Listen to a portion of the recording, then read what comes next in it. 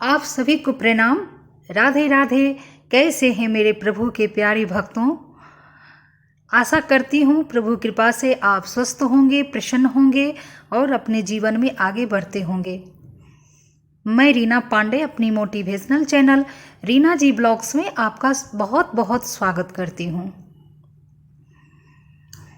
मित्रों, आज का प्रसंग बहुत ही प्यारा है, आपको बहुत ही मोटिवेट करेगा। आप वीडियो को शुरू से अंत तक देखें, तभी आपको आनंद आएगा। जैसा कि मैं बताई कि 1-2 मिनट तो ऐसे ही प्रणाम करने में निकल जाती है। जैसे जैसे प्रभु के भक्तों का कहानी, प्रभु के लीलाओं का कथा जैसे जैसे आगे बढ़ती है, वैसे वैसे आनंद कहने वालों को भी और सुनने वालों को भी बढ़ते जाता है। भगवान की कथाएं, भगवान के भक्तों की कथाएं मित्रों जहाँ भी मिले, जैसे भी मिले, भगवान के भक्त को बहुत ही प्यारा लगता है।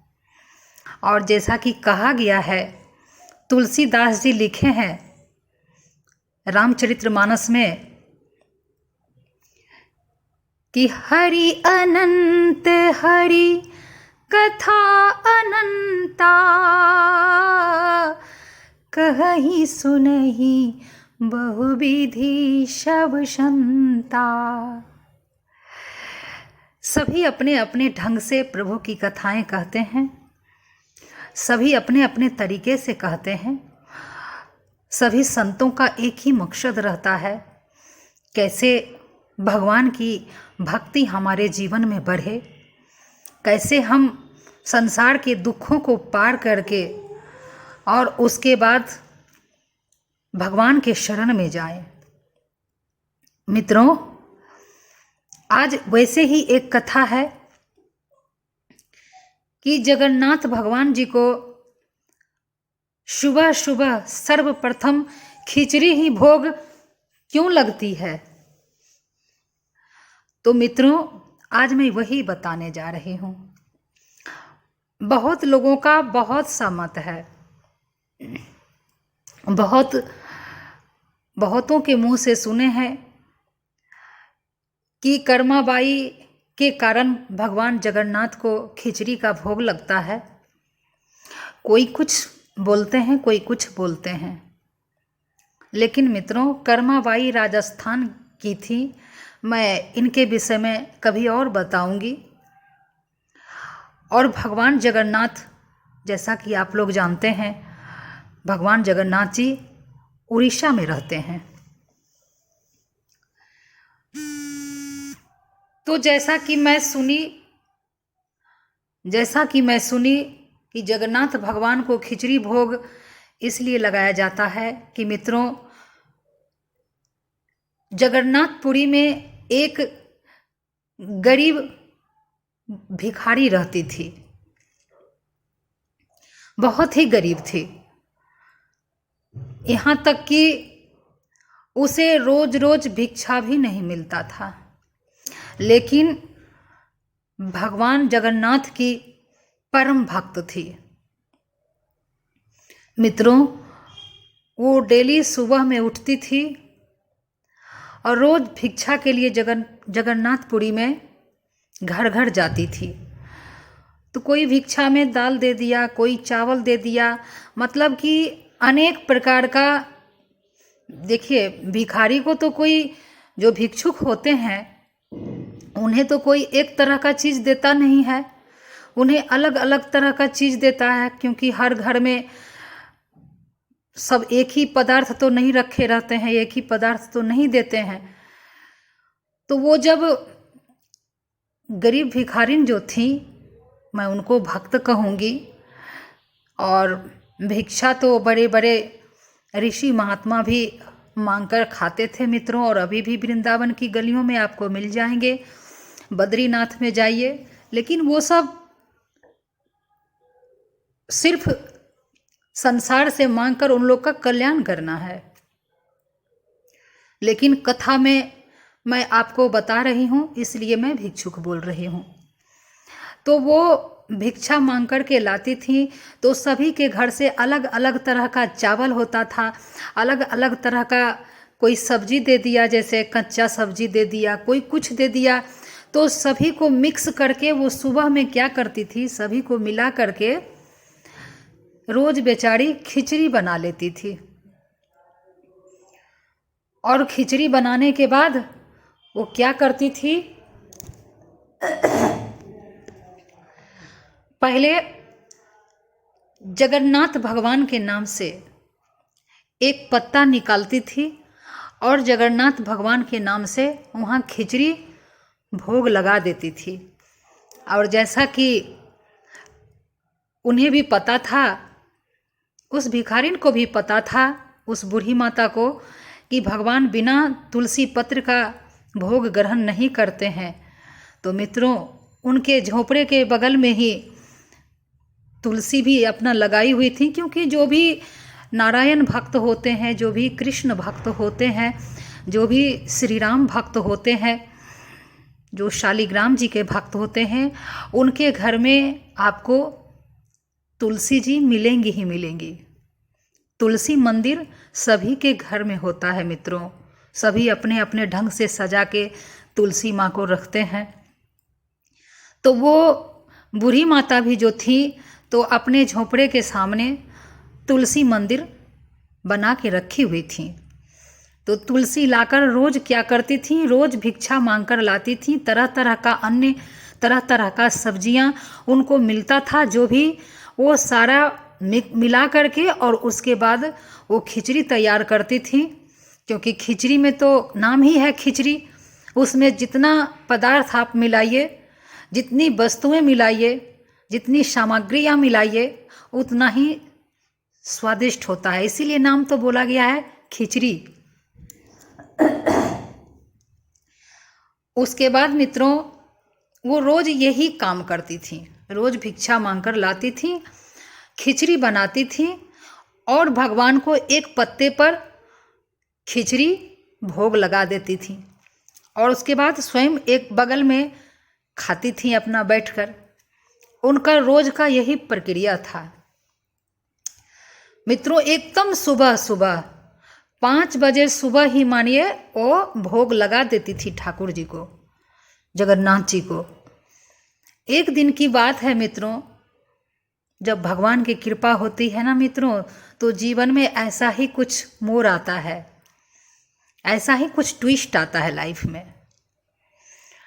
एक दिन की बात है कि पुजारी जैसे रोज की तरह मंदिर का पट रात में बंद करते थे, और सुबह में रोज जो भगवान का पट जो समय है उनका रोज उस समय खुलता है। उस दिन पुजारी जो है वो सुबह में थोड़ा सा जल्दी आ गए। तो क्या हुआ मित्रों, वो जो जगन्नाथ भगवान जी खिचड़ी रोज जो भोग में खाते थे, तो उस दिन देखे जगन्नाथ भगवान जी की पुजारी ताला खोल रहा है मंदिर का, तो जगन्नाथ भगवान बस उसी पोज में खड़े हो गए, जैसे रहते थे वैसे फिर हो गए। लेकिन उनके मुख में पूरा खिचड़ी लगा हुआ है, पूरे मुख में खिचड़ी लगा हुआ है जगन्नाथ भगवान जी का। पुजारी को बड़ा आश्चर्य हुआ कि ताला लगा हुआ है, कोई यहाँ आया भी नहीं है, तो फिर ये भगवान को खिचड़ी कौन भोग लगाया, जगन्नाथ भगवान जी को खिचड़ी कौन जिमाया। इस बात को वो बर्दाश्त नहीं कर पाया मित्रों। और उस समय जो वहाँ का राजा थे जगन्नाथपुरी का, उनको जाकर बोले कि महाराज ऐसी ऐसी बात है। मैं जब दरवाज़ा खोला मंदिर का तो देखते हैं जगन्नाथ भगवान के मुख में खिचड़ी लगा हुआ है। मित्रों, राजा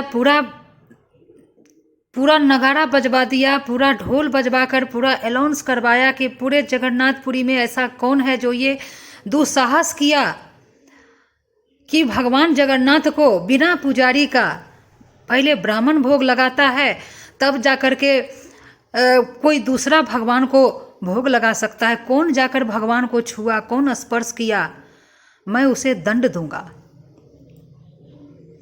मित्रों, पता चला जगन्नाथपुरी में जब इस बात का पूरा खबर गया तो वो बूढ़ी भी अनजान थी। वो तो बेचारी जानती थी कि मैं तो अपने झोंपड़े में प्रभु को भोग लगाती हूँ, मैं थोड़े न मंदिर जाती हूँ, कोई लगाया होगा, ऐसा कृत्य कोई किया होगा, तो वो निश्चिंत थी। उसके बाद मित्रों सुबह सुबह 4 बजे से ही सबके घर में पहरा लगा दिया गया कि कौन भोजन बनाता है, तो पता चल जाएगा कि भगवान को सबसे पहले कौन भोग लगाता है, क्योंकि ताला लगा हुआ था। ताला खोलकर तो कोई जाकर भोग नहीं लगाया, लेकिन फिर प्रभु भोग लिए कैसे? मित्रों, तो वही जो भिक्षुक बूढ़ी माता थी, तो उनके घर में सबसे पहले भोजन पक रहा था, वो था खिचड़ी। और वो भजन गा गा करके ठाकुर जी को भोग लगा रही थी, जगन्नाथ भगवान को खिचड़ी का भोग लगा रही थी। मित्रों, हालांकि ये भजन तो कर्मा बाई गाई हुई हैं, लेकिन मुझे बहुत सुंदर लगता है ये भजन। थाली भर कर लाए खिचड़ो, ऊपर घी की बाट की, जिमो मारा श्याम घनी, जिमावे बेटी जाट की, जिमावे बेटी जाट की।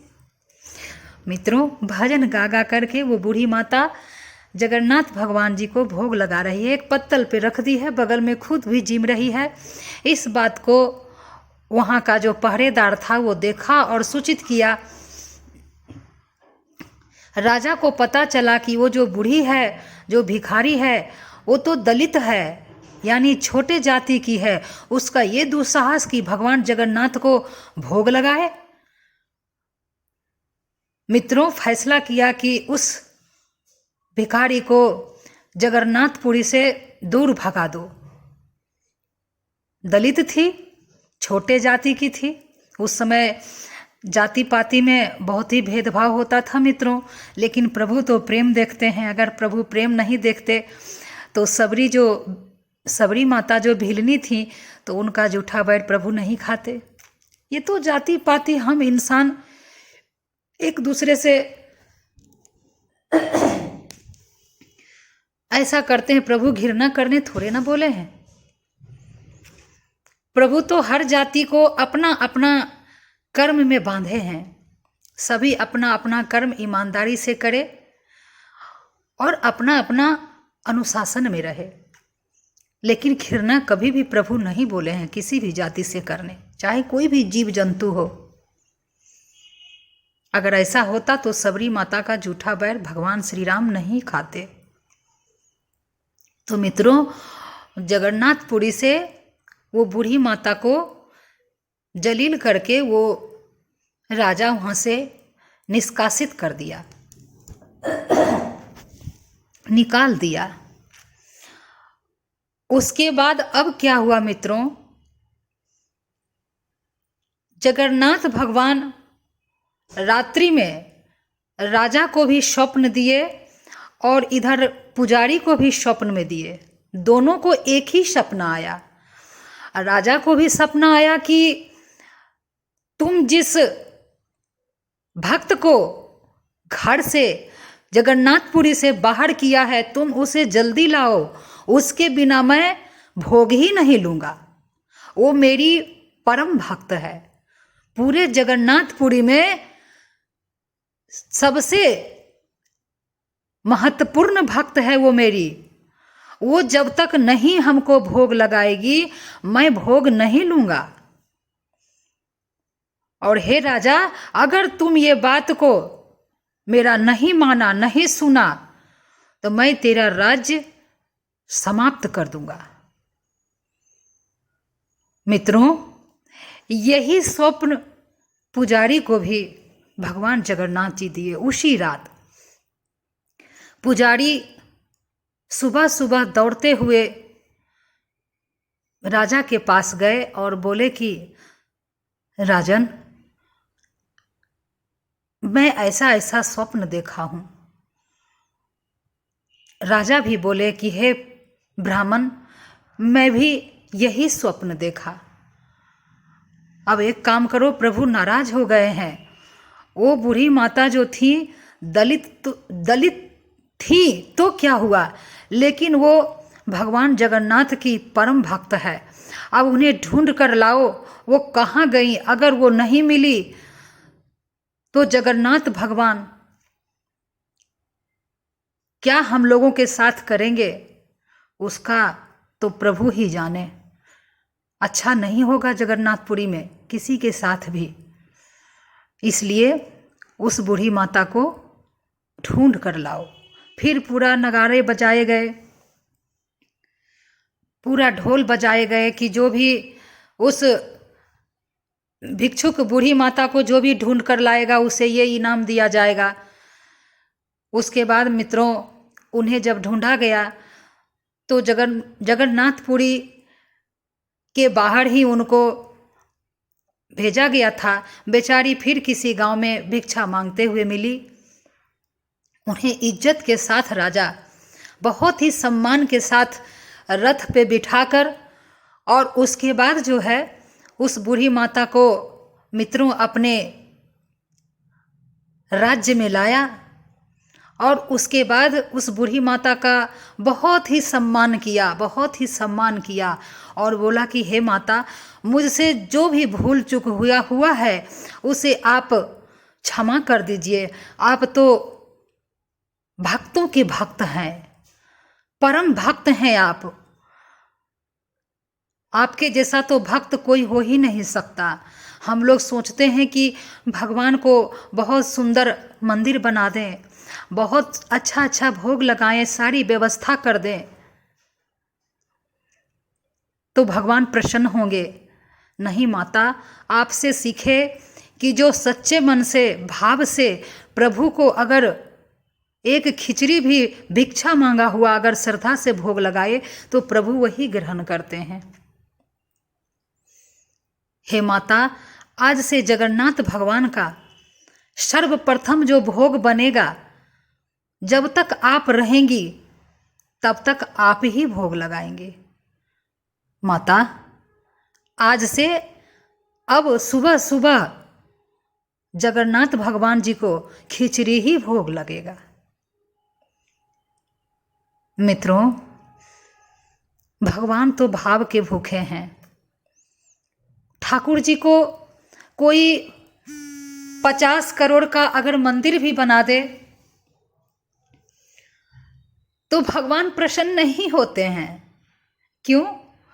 कि ऐसी सृष्टि की रचना तो प्रभु चुटकी बजाते हुए कर देते हैं।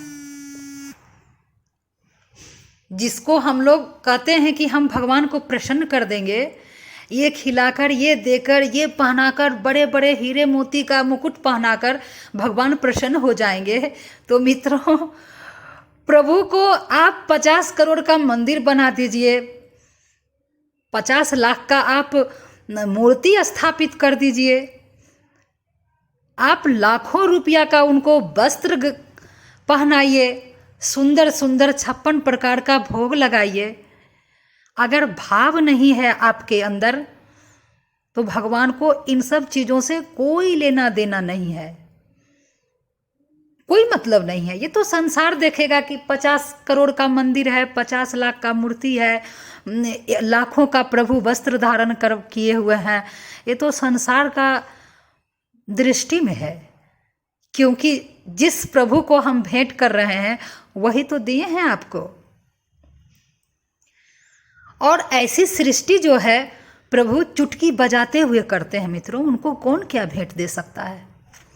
प्रभु को अगर रिझा सकते हैं तो केवल प्रेम और श्रद्धा से और अपनी भावना से, सुंदर भावना रखिए। प्रभु आप जिस रूप में हैं, प्रभु आपको वैसे ही ग्रहण करेंगे, आपको निर्मल बना देंगे, आपको पावन बना देंगे। मित्रों, वो तो हम लोग के माता पिता हैं, हम लोगों को वो देते हैं, तो हम लोग उसी में से कहते हैं कि प्रभु आप भी लीजिए। जो उनको प्यार करता है, जो उनको प्रेम करता है। तो मित्रों, उसी दिन से जगन्नाथ भगवान जी को वो बूढ़ी माता जो हैं वो भोग लगाने लगी, सर्वप्रथम खिचड़ी का सुबह सुबह, और उसी राज्य में उनको स्थान मिल गया भगवान का सेवा का। और जब वो शरीर भी छोड़ी मित्रों, तो आज तक जगन्नाथ भगवान को सुबह सुबह सुनते हैं कि उनको खिचड़ी ही भोग लगती है।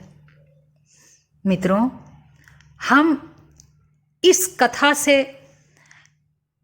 ये शिक्षा लेते हैं कि प्रभु हमारे ऐश्वर्य का दीवाना नहीं है, प्रभु हमारे दिखावे का दीवाना नहीं है। हम कितने बड़े भक्त हैं ये दिखाने की चीज़ नहीं है। जैसे बुखार को थर्मामीटर नाप कर बताता है कि आपको कितना बुखार है, उसी तरह से आप कितने बड़े भक्त हैं ये प्रभु आपको थर्मामीटर के तरह मापते हैं। और भक्ति भी श्री राधा रानी के कृपा से ही मिलती है। मित्रों, अपने आप को धन्यवाद कीजिए, माता राधा रानी को धन्यवाद कीजिए कि माँ मुझ पर आप विशेष कृपा की कि मैं नारायण की भक्त हूँ। मित्रों, बस भाव से प्रभु को रिझाइए, अपने हृदय को शुद्ध रखिए। आप मुख से, हृदय से अगर सुंदर भजन भी भगवान को सुनाएंगे ना, तो प्रभु ग्रहण कर लेंगे। भगवान नारायण के लिए आपके आंखों से अगर एक अश्रुधारा भी निकल जाती है मित्रों, तो प्रभु सहस्त्र स्वीकार करते हैं, क्योंकि वो अश्रुधारा अनमोल होती है। भगवान के प्रेम में बहाई गई है ये अश्रुधारा, प्रभु अपने शीश पर धारण कर लेते हैं। आपके अश्रुधारा जब आंखों से गिरती है तो प्रभु उसे छानकर अपने हाथों में और अपने मस्तक पर धारण कर लेते हैं मित्रों, मोती समझकर। बस प्रभु से सच्चा प्रेम करिए, हर जीव जंतु से प्रेम करिए। प्रभु यही शिक्षा देते हैं, जात पात से घृणा नहीं करनी चाहिए। सभी प्रभुमय हैं, सभी भगवान के ही अंशी हैं। ऐसा जानकर सच्चा भक्त भगवान नारायण से प्रेम करें, और जितना प्रभु आपको क्षमता दी है, शारीरिक, मानसिक, आर्थिक, आप सेवा करते रहें, हर जीवों का सेवा करते रहें। तो मित्रों, वीडियो आपको कैसी लगी? अच्छी लगी हो तो राधे राधे जरूर करें। राधे राधे क्यों नहीं बोलते हैं मित्रों? राधे राधे जरूर बोलें, आपको इससे पॉजिटिव एनर्जी महसूस होगी। मुझे भी अच्छा लगेगा, भगवान को भी अच्छा लगेगा। और सब्सक्राइब कर दीजिएगा, बेल आइकन को प्रेस कर दीजिएगा, ताकि मेरी वीडियो की नोटिफिकेशन आपको रोज़ मिलती रहे। और इसी तरह से प्रभु की कथाएं, प्रभु की लीलाएं और आपके लिए उपयोगी बातें लेकर आते रहूँगी। तो मित्रों, आप सभी को प्रणाम। राधे राधे।